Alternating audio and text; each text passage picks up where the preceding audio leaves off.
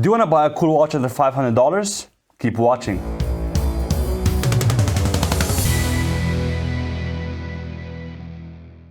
Hello, welcome to Swiss Watch King. Today's video we're going to be talking about 3 brands and 3 different watches that I recently bought. They're all under $500 US. That's why I wanted to make this video, to show you that you don't have to always spend a lot of money to buy a cool watch. We'll do a cool unboxing. I'm going to tell you about the history of the brands and also the specs of the watches that I purchased. The first one is actually one of my favorite brands from the US. It's Brew watches. From all the 3 watches I have here, this is the smallest box and I don't mind it. I think it's very efficient for shipping costs. So opening it up, it's a nice experience. You see the watch which you will receive in the box, which I really like. So as you see, I bought the Brew Retromatic. Once you open this brochure, you see a lot of details about how the watch was made, which movement is inside, some of the design inspirations, and also just some basic inscriptions. At the end, you can also see which model type you have, when did you purchase it, and a signature from the founder. The founder is, by the way, Jonathan Fetter from New York. You see also you get a nice cleaning cloth with the watch, which I always appreciate. And let's now open up the box and show you what's inside. The box is a very cool texture and the Brew logo embossed on it. And once you open it up, you can see the watch inside and a beautiful blue suede type textile. The next watch I want to unbox is the Baltic watch. In this little pouch, there's actually my Italian calfskin leather strap in it. With this watch, I actually ordered the beads of rice bracelet with it, which costs you a bit extra. And what's cool, because the watch has drilled lugs, you get this little tool with it so you can exchange it very easily. The strap feels very soft and thin, and I think it's going to be nice on the wrist. You can see the Baltic name here and also that it's vintage inspired watches inside. So opening it up, it has probably one of my favorite boxes from all of these 3. It's a cork box, which reminds me of a vintage Patek Philippe Nautilus watch box. And on the bottom you can see we have a little brochure as well, which shows you, how to set the time, how to use this watch. You have the signature at the end of the founder, and also the day I purchased it and which model I got. Also at the beginning you have a bit of the history of the Baltic watch brand. At the bottom here you can see there's an extra link for my bracelet, and this is actually really cool.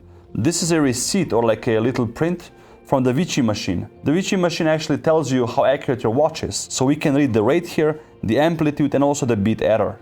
Let's get to the main part. Let me show which model I purchased. I bought the HMS002 model with a beautiful blue gilt dial. As you see, I put on the beads of rice bracelet. Here's the original leather strap which came with it, and the tool as well. So it's a nice little package. Let's now unbox the last watch. It's actually my first Tissot watch. Tissot is a brand I've known for a long time, and actually it's something very common here in Switzerland. I went to the Tissot boutique in Zurich on the Bahnhofstrasse and bought this model, which I saw on Teddy Baldassar's YouTube channel a while ago. From all of these 3 watches, this box is my least favorite one. It looks a bit cheap in comparison to the cork box, for example. And the presentation of the watch, I'm also not a big fan of this. I prefer the watches to be in this and this layout. Having it like that, I don't know, not the biggest fan. The watch I purchased is the PRX model with a quartz movement. So this is the only watch from all of these 3 who has a quartz movement, but I think it's a suitable competitor because of the bracelet and the Swiss-made aspect of it. Overall, the box is very functional. We have 2 little pockets here. Here we have the warranty and all these papers, where you bought it and how to use this watch, and just you can read about a bit of the history of the brand as well. Then on this little compartment, we have the additional links. Like I said, I bought this watch in Zurich, so we adapted the bracelet size to mine already. And then what's something I think it's very useful as well, on the back here, you can pull it out. You have a few booklets. One is actually showcasing the current collection of Tissot watches. You can read about, the sponsors, the partnerships. You can also see the different models, the different collections. And again, very useful for selling your additional watch. The other booklet I prefer a bit better. It's a little book about the history of Tissot. This one is now in German, but I'm sure that if you buy it in your country, it's going to be in your language. Brew watches were created by Jonathan Fetter, who lives in New York. I had the pleasure to meet him with my friend Spanish Rob, which was a lot of fun. He launched the company on Kickstarter in 2015 after spending a lot of years working with Movado and other big brands. He was in charge of sourcing, profit loss, and also just quality control for these big brands. He's a proper designer, and actually his father works for Tiffany & Co. and his grandfather used to work for Cartier. So you know, they have a long legacy of creating watches and design running in the family. Baltic watches were created by Etienne Malek. He lives in France. Etienne's father unfortunately passed away when he was 5 years old and left him a big watch collection behind. That's how Etienne developed his love for watches and doing a lot of research on vintage pieces. So that's why you see the watches inspired by the 1940s. The name Baltic is actually a tribute to Etienne's father's roots in northern Poland next to the Baltic Sea. Tissot was founded in 1853. So it's a Swiss company, which is also cool because we have here 3 different brands from 3 different countries. It was founded by Charles Félicien Tissot and his son Charles Emile Tissot in Le Locle, Switzerland. I bought the Tissot watch here in Zurich Bahnhofstrasse for 347 Swiss francs, which is roughly $376 US. I ordered the Brew watch off his website, which was actually $425 US plus $35 US for shipping to Switzerland. It came in about 1 week, which I think is really fast. This Baltic model actually starts at $400 US. I also added the extra bracelet, which cost me $72 extra. And I also chose an open case spec, which cost me again $25 more. So all in all, this watch cost me, with free shipping, $502. And it arrived in my studio in only 2 days. Why I chose these 3 watches is because I've had them on my radar for a while now. Usually when I buy a watch which costs under $500, I go for a vintage piece or something with a very quirky design, rarely a modern watch. The cool thing about these is that I don't have anything like them in my collection. The Brew watch is inspired by the 60s and 70s watch design, so you can see the bracelet is also from that era, as well as the rectangular shaped case. The Baltic watch, beautiful sector dial for everyday use. If you like a vintage watch, this is definitely something for you. So you can leave your Patek at home and wear this one as a daily beater per se. And I also don't have a beads of rice bracelet, so I think this was a needed watch in my collection. The Tissot is something that reminded me of my AP and also my Cartier Santos, where I got used to wearing integrated bracelets. The execution is very nice and it's actually inspired by the 70s model Tissot created back then. The design of Brew watch is inspired by vintage espresso and coffee machines, because when Jonathan was designing watches, he used to work from coffee shops. The design of the metal parts of the coffee and espresso machines is seen on the dial here. The Retromatic has a sandwich dial consisting out of 3 parts. You have the bottom layer, which is green sunburst, you have the middle layer with these beautiful holes inside, and you can see also the inscriptions Brew and Retromatic, and also you have the 3rd layer, which is the top layer, which features the minute track and the hour track. At 6 o'clock you have the date window, which is a useful feature. It's also something that the Tissot has, but the Baltic doesn't, to keep it a bit more clean. And the Brew watch you can actually order in a few different colors. I chose this green color because I like it the most, and I don't have a green watch in my collection yet. But there's also a burgundy red dial, a blue dial, and a black dial. The green and the burgundy red dial feature a Seiko movement, and the black and the blue dial versions feature a Swiss Sellita movement. For the Sellita movement watches, you only have to pay $70 US more, which I don't think is a lot if you want a nice Swiss movement inside. The white long hands on the Brew watch are very legible, and I love the little bit of color with the beautiful yellow seconds hand, which is a nice rectangular end with the Super Luminova inside as well. Luminova is also found on the hour and the minute hand. The Baltic watch is a beautiful sector style dial, which is very well executed. You see it has a grained middle part, the hour ring is brushed, and the outer ring has a different finish as well. There's a bit of distortion going on because of the hazelite glass, which is something I also haven't mentioned yet.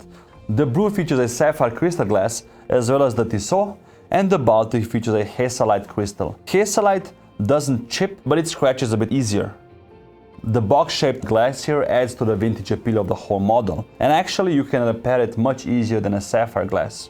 The execution on the inscriptions on the Baltic watch is very well made, with this beautiful gold color, and the printing, I haven't seen many flaws with it. Again, for the price of $400, I think it's a job well done. The leaf-shaped hands are polished, and the seconds hand is sweeping nicely around the periphery of the whole dial. If you're not a fan of the blue dial, there's a silver version, which is often sold out actually, and a black version. The Tissot PRX is a very beautiful dial, and I intentionally chosen the silver dial. It has a vertical brushing, a date window at 3 o'clock, and applied indexes. You can find Super Luminova on the baton-shaped hour and minute hand, as well as the indexes here. If you want a different dial, there's also a black and a blue version available. And also Tissot is gonna come up with the automatic movement with the PRX 80 caliber in June or July. This would have been a nice competitor for these two watches, but the price point is double this one. So I think for around 600 to 700 Swiss francs, you can get the automatic version, which is, I think, still a good option. The movement inside this Tissot is ETA quartz with an AOL indication. AOL means end of life. Once this battery, which is actually 5 years, comes to an end, the seconds hand will stop moving like it is now in a ticking motion, but will stop for 4 seconds and then move. Stop again for 4 seconds and move again.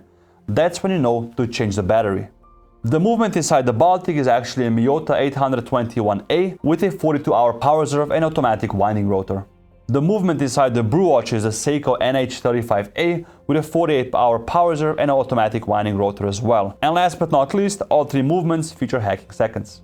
The mission for Baltic and Brew watches, and also Tissot I think, is to be affordable and also that the mass audience can buy one. If Brew would have used a Swiss movement or Baltic, the price would be much higher and less people would enjoy these beautiful designs. That's why they opted for a beautiful workhorse movement like the Seiko and in Baltic's case the Miyota. These are movements which many watchmakers can service, so if either of these brands would have disappeared from the face of the earth in a few years, you don't have to worry about servicing them in the future.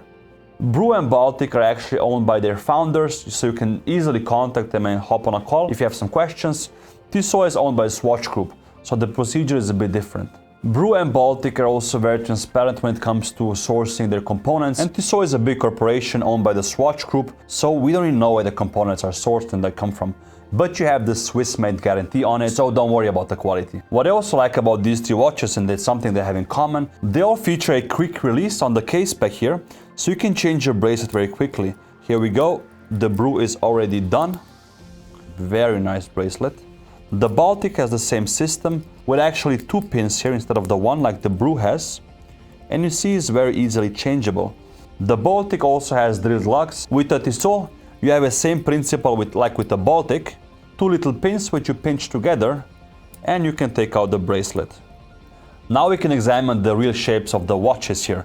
As you see, the Brew has a rectangular shaped case, the Baltic has a very typical just round case shape, and the Tissot has actually a tonneau shaped case with the round middle part. The Tissot features brushed finishes, polish from the side, and also the bezel here is polished and a bit curved. The case spec features a lot of inscriptions on the side here, has a very cool circular finish. The amount of detail these watches have for this price really surprised me. As I said, I own the Royal Oak and the Santos, and I don't think that the bracelets and the execution of the case is that much better if you compare it price-wise. The Baltic has a gorgeous flat stepped bezel which is polished. It's a real magnet for dust and fingerprints, but once you brush it off, it's okay. From the side you can also see the different levels of the Hasselite crystal, the bezel and the case. The case is mostly brushed, and the crown, which has the Baltic B on it, is polished. The case spec, like I said, is open here in my instance, and you can see the automatic winding rotor of the Miyota moving. It has a Côte de Genève or Côte de Japan finish here, and you can see the escapement working. Most friends that I asked about the Baltic watch actually buy these with the closed case spec, which for me wasn't an option because if I have a cool looking movement, why not show it off? And I don't think it's a bad looking movement at all for this price point. The Brew watch features a nice rounded rectangular shaped case, which is brushed and polished on the side, which is flat. There's also the coffee bean logo on the crown, which is the logo and, like I said at the beginning, the inspiration for Brew watches. The execution is really well made. You can see the case spec has a small opening here for the balance wheel, and you can also see the automatic rotor winding, which I think is a nice addition. I like this small window a lot, and I think it's a nice design feature, opposed to the whole case spec being open. And this glass is actually also made of sapphire like the front is. What also all the watches have in common is that they're made of stainless steel. What's also a neat thing with the Brew is that you can use it as a little table clock. So if you put it down, it stands on its own, which the other two don't do. So this is, let's say, maybe a competitive advantage. All three bracelets have a different style. What they have in common though is that they all feature these little arrows at the bottom with which you can indicate which pins to push out if you want to adjust the bracelet. The Tissot and the Brew watch both feature butterfly clasps, And the Baltic features a folding clasp, which has a beautiful Baltic name on it. It's brushed and polished from the side. It's a bit harder to open, which is I think cool for the long term because your watch won't open on its own. The Brew watch's bracelet is inspired by the 60s and 70s. It's brushed and has no beveling on the side to make it a bit more industrial. It's very comfortable and the links are very well executed. Making an integrated bracelet for this price point, I assume it's very difficult to do and not so cheap. So being a designer that Jonathan is, and also with the experience of sourcing components for other brands, he had a lot of experience and the quality is really good. Before every watch gets shipped out, Jonathan ensures and checks it again just so you have the best experience possible. When we come to the Baltic watch bracelet, it's a very vintage look. It's very foldable, so it adapts to the wrist really nicely. It's brushed on the side and polished in the middle, and from the bottom, this I think really looks cool. The Beads of Rice bracelet is something many vintage collectors love and buy for their vintage pieces. The Tissot bracelet is inspired by the vintage model. It has a very nice shimmer, like something you would get in an AP or like an overseas from Vacheron or a Santos, for example. It's vertically brushed and has a slight beveling on the links in the middle. And actually the bracelet, like the Beads of Rice, is very comfortable and foldable. You'll see what I mean by that. The Brew watch's bracelet doesn't fold a lot, but it's actually very ergonomically made and it adapts to your wrist pretty nicely. Overall, these bracelets, again, for the price point below $500 are great. I'm not sure yet why the Tissot has a quick release system because I haven't seen like a leather option for it, but maybe it's something they want to offer in the future. If we now look at the case measurements, the Brew watch has a 36mm diameter, 39.5mm length and 10.5mm thickness. The Baltic watch has a 38mm case, 47mm lug to lug and 12mm thickness. It's slightly thicker than the Brew watch. The Tissot has a 40mm wide case and is 11mm thick. Lug to lug, it's almost the same as the Baltic, which again might be a smaller problem once you put on the bracelet for a smaller wrist. All of these three watches are very comfortable on the wrist, they slip under the cuff and they all have a distinct look to them. So who actually should buy a watch like this? The Brew watch you can really wear every day. You can style it to a nice casual outfit. If you go out and about, walk your dog or do some work, it's a very industrial looking watch with a nice vintage appeal to it. The Baltic is for somebody who already collects sector dials, maybe a Patek Philippe Calatrava or a Longines, and this would be your daily driver. Or if you always wanted one of these watches, you can get the Baltic for a nice price and have a similar look on the wrist. For the Tissot, it's for somebody who likes integrated bracelets, doesn't want to spend a lot of money on an expensive watch like an AP, Vacheron Constantin or a Santos, but just would like a feeling of the bracelet. Just for comparison, let me now change the strap on the Baltic so you can see how it looks on the leather strap. Changing it is very easy. You just have the quick release on the bottom here. Just pinch it in the other one, and there you go. So now you take the bottom part of the strap, you tuck it in, and you push it in with the pin until you hear the little click. That's it. Take the other one, and here you go. Personally, I really like the look of this watch with the strap. Super quick and super easy. If you want to learn more about these watches and see which options they offer, you can check the description. I've put the links to every model in there so you can check them out. Also, let me know which one is your favorite model and which brand you want to see more of in the future. I really like the Baltic and the Brew as well because I know the owners and I also know they have an entrepreneur spirit.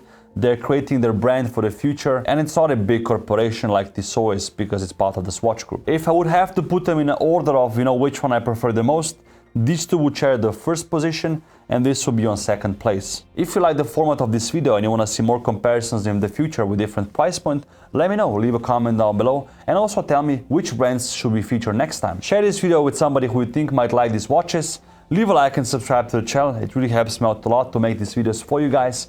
And as always, I'll see you next week.